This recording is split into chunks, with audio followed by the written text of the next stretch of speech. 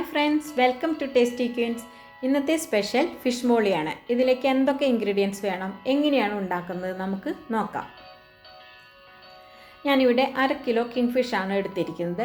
ആദ്യം നമുക്കിതൊന്ന് മാരിനേറ്റ് ചെയ്യണം. അതിനുവേണ്ടി 1 സ്പൂണ് മഞ്ഞൾപ്പൊടി, 1 സ്പൂണ് കുരുമുളക് പൊടി, ആവശ്യത്തിനുള്ള ഉപ്പും ചേർത്ത് കൊടുക്കാം. ഇനി ഇതിലേക്ക് ചേർക്കേണ്ടത് 1 ലെമണിൻ്റെ ജ്യൂസാണ്. ഇപ്പോൾ ലെമൺ ഇല്ല എന്ന് കരുതിയിട്ട് ചേർക്കാതിരിക്കേണ്ട, വിനാഗിരി ചേർത്താലും കുഴപ്പമില്ല. ഞാനിവിടെ ലെമണാണ് ചേർക്കുന്നത്. എന്നിട്ട് നന്നായിട്ട് ഈ മീനിലൊക്കെ തേച്ച് പിടിപ്പിച്ച ശേഷം ഒരു 30 മിനിറ്റ് നേരം നമുക്കിതൊന്ന് റെസ്റ്റ് ചെയ്യാൻ വേണ്ടി വെക്കാം. ഇതിങ്ങനെ വെക്കുന്നത് ഈ മീനിൽ ഉപ്പും പുളിയൊക്കെ നന്നായിട്ട് പിടിക്കാൻ വേണ്ടിയിട്ടാണ്. ഇനി നമുക്കിതൊന്ന് ഷാലോ ഫ്രൈ ചെയ്തെടുക്കണം. ഒരു പാൻ വെച്ച് ചൂടാവുമ്പോൾ ഒരു 3 ടേബിൾ സ്പൂൺ വെളിച്ചെണ്ണ ഒഴിച്ചു കൊടുക്കാം. ഇതൊന്ന് ചൂടായി വരുന്ന സമയത്ത് കുറച്ച് കറിവേപ്പില കൂടി ഇട്ട് കൊടുക്കാം. കറിവേപ്പിലൊക്കെ ഇടുമ്പോൾ നല്ലൊരു ഫ്ലേവറൊക്കെ ഉണ്ടായിരിക്കും. ഇനി നമ്മൾ മാരിനേറ്റ് ചെയ്ത് വെച്ചിട്ടുള്ള മീനിൻ്റെ ഓരോ പീസും ഇതിലേക്ക് ഇട്ട് കൊടുക്കാം. ഇപ്പോൾ മീനിൻ്റെ സൈസൊക്കെ ഓരോരുത്തരുടെ ഇഷ്ടത്തിനനുസരിച്ച് വലിപ്പം കൂട്ടിയോ കുറച്ചൊക്കെ കട്ട് ചെയ്യാം കേട്ടോ. അതുപോലെ തന്നെ ആവോലി, കരിമീൻ, കിങ് ഫിഷൊക്കെയാണ് ഫിഷ് മോളിക്ക് പറ്റിയ നല്ല മീനുകൾ. ഇനി ഇതൊന്ന് ഒരു ഹാഫ് കുക്ക് മതി, 2-3 മിനിറ്റ് ഓരോ സൈഡും നമുക്ക് വേവിച്ചെടുക്കാം. ഇപ്പോൾ ഒരു സൈഡായിട്ടുണ്ട്, മറ്റേ സൈഡും ഒന്ന് ഫ്രൈ ആയി വരാൻ വേണ്ടി നമുക്കൊന്ന് മറിച്ചിട്ട് കൊടുക്കാം. ഇപ്പോൾ ഇങ്ങനെ ചെയ്യുന്നത് നമ്മൾ കറി വയ്ക്കുമ്പോൾ ഇതൊന്ന് മീനൊന്നും ഉടഞ്ഞു പോകാതിരിക്കാൻ വേണ്ടിയിട്ടാണ് ഇങ്ങനെ ഒരു ഷാലോ ഫ്രൈ ചെയ്യുന്നത്.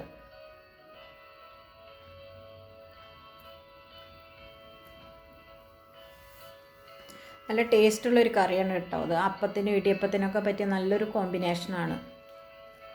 ഇപ്പോൾ 2 സൈഡും ആയിട്ടുണ്ട്. മറ്റൊരു ബൗളിലേക്ക് എടുത്ത് മാറ്റാം. അപ്പോൾ ഇത് എരിവൊന്നും അധികം ഇല്ലാത്തതുകൊണ്ട് കുട്ടികൾക്കൊക്കെ നല്ല ഇഷ്ടപ്പെടുന്നൊരു ഡിഷാണ്.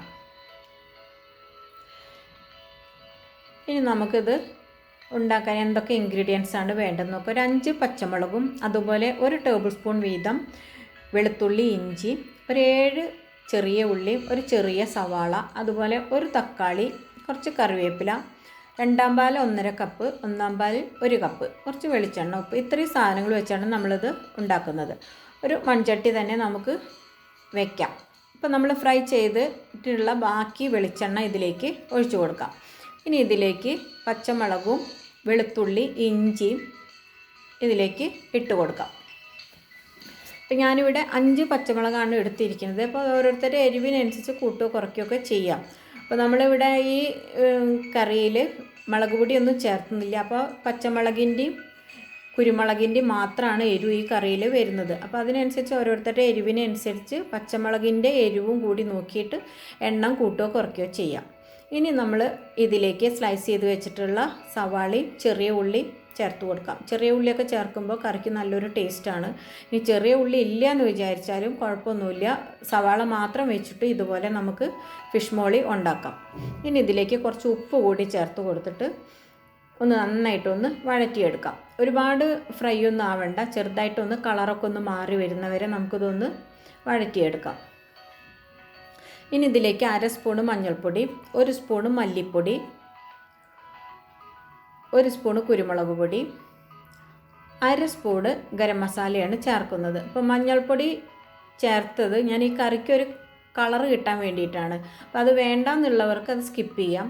അപ്പോൾ നമ്മൾ മഞ്ഞൾപ്പൊടി ഒന്നും ചേർത്തിട്ടില്ലെങ്കിൽ കറി വെളുത്തൊരു സ്റ്റൂവിൻ്റെ കറി പോലെ ഇരിക്കും. അതുകൊണ്ടൊരു കളറ് കിട്ടാൻ വേണ്ടിയിട്ട് ചേർത്താണ്. അപ്പോൾ നന്നായിട്ട് മിക്സ് ചെയ്ത ശേഷം നമ്മൾ എടുത്തു വെച്ചിട്ടുള്ള 2 പാൽ 1.5 കപ്പ് ഇതിലേക്ക് ഒഴിച്ചു കൊടുക്കാം.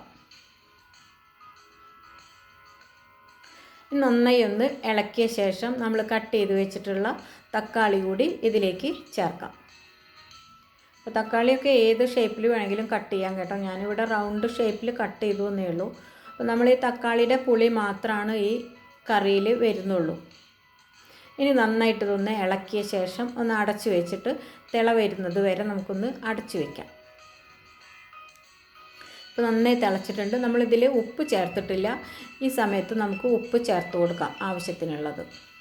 ഇനി നല്ലപോലെ ഒന്ന് ഇളക്കിയിട്ട് നമ്മൾ ഫ്രൈ ചെയ്ത് വെച്ചിട്ടുള്ള ഫിഷിൻ്റെ ഓരോ പീസും ഇതിലേക്ക് വെച്ച് കൊടുക്കാം. ഈ സമയത്ത് ഫ്ലെയിം നല്ല കുറച്ച് വെക്കണം. എന്നിട്ട് വേണം നമ്മൾ ഈ ഫിഷൊക്കെ ഇതിലേക്ക് ഇട്ട് കൊടുക്കാൻ വേണ്ടിയിട്ട്. ഫിഷ് ഇട്ട ശേഷം ഒരുപാട് ഇളക്കരുത്. എന്നുവെച്ചാൽ മീനൊക്കെ നന്നായിട്ട് പൊടിഞ്ഞു പോകാൻ സാധ്യതയുണ്ട്. അതുകൊണ്ട് ഒരു തിന്നായിട്ടുള്ള സ്പൂൺ വെച്ചോ അല്ലെങ്കിൽ ചട്ടി തന്നെ ഒന്ന് നന്നായിട്ടൊന്ന് ചുഴറ്റി കൊടുത്താലോ മതി. അപ്പോൾ എല്ലാ ഗ്രേവിയൊക്കെ എല്ലാ സൈഡിലേക്കും എത്തും. ഇനി ഇതൊന്ന് അടച്ച് വെച്ച ശേഷം നമുക്കൊരു 3-4 മിനിറ്റ് ഒന്ന് വേവിക്കാം.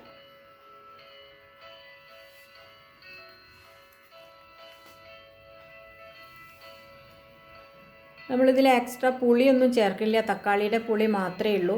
അപ്പോൾ അതുകൊണ്ട് പുളി കൂടുതൽ വേണമെന്നുള്ളവർക്ക് ലാസ്റ്റിൽ 1 സ്പൂണ് വിനാഗിരി ചേർക്കാം.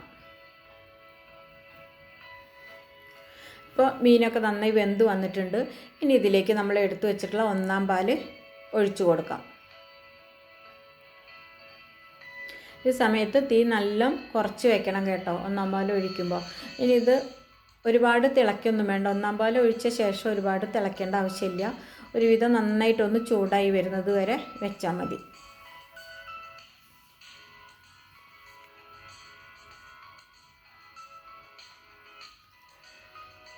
ഇനി ഇതിലേക്ക് നമുക്ക് ഇട്ട് കൊടുക്കേണ്ടത് കുറച്ച് കറിവേപ്പിലയും ഒരു 3-4 പച്ചമുളകും ഞാനിതിലേക്ക് നടുക്കീറി ഇട്ട് കൊടുക്കുന്നുണ്ട്. ഈ സമയത്ത് പച്ചമുളകൊക്കെ ഇടുമ്പോൾ നല്ലൊരു ഫ്ലേവറൊക്കെ ഉണ്ടായിരിക്കും.